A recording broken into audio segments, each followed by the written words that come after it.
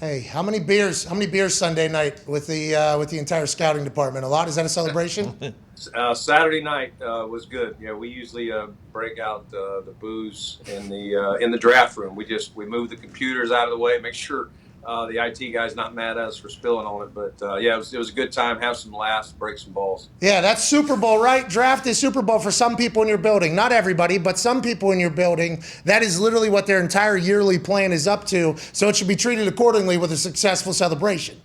No doubt. Hopefully you're excited. If not, you screwed up the last 11 months because it is an 11-month process. We start in late May, already working on next year's crop. So it's a long process, and it's always good to laugh. And we have a lot of banter through the process. Like scouts going, this guy, I promise you, he's going in the first round, and then people are going to the board like, I guarantee you, I'll bet you whatever he doesn't go in the first round, and then you get it teamed up. So we kind of we divvy those up after the draft. It's pretty fun. Okay, so that leads me to the point that Kyle Shanahan was making there.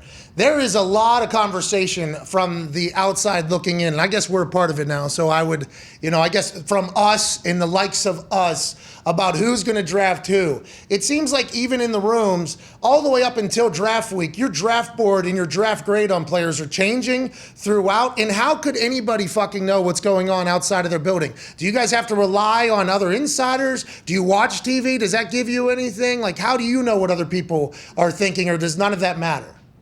Well, I think sometimes you go off of history. Let's say you have a player that you graded in the third round in the fall. That's the consensus. But he goes to, and you kind of think this guy's going to be a 4.45 corner, and all of a sudden he goes to Indy and he runs 4.32 or 4.3, something like that. Then it starts like, dude, he's still this good of a player, but the other guy's like, yeah, but he runs 4.3. Somebody's going to take him in the first round, or whatever. You get into some of those things, or I'm telling you, he's had multiple GMs at his pro day. Like, these guys are after him. He's going to go higher than you think. What did you see in Elam that made you fall in love with him? That clip from the combine with his notebook giving it to you. I don't know if that was from the season, from a week of his season, or what it was. But what did you immediately see that you're like, yep, this dude needs to be a Bill? Yeah, I mean, just the wiring. I mean, you want to make sure it's authentic. Like, as we checked into him, like, it's not just trying to win, the 15-minute interview. But hey, look at all these fucking. That he made all those notes on the plane like he did them all season. But no, what his book was him watching opposing receivers in the SEC that he was going against. Just his notes of how he was going to play them, what they do well, and so yeah, it was legit. And it's it's from University of Florida, all that stuff, and it matches up with who he is. All the sources that we have in Florida. This guy loves ball.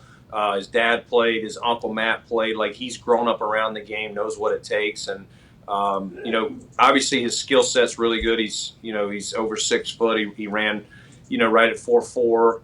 And he's a press man guy, but also can play off. We just like the flexibility he'll bring our defense. Hey, I think generational shit matters, by the way. Like, I think if you have seen it before, like even the guys who have parents that are in other professional sports, like if you've been around it, I think it is a massive advantage. Honestly, I do believe that.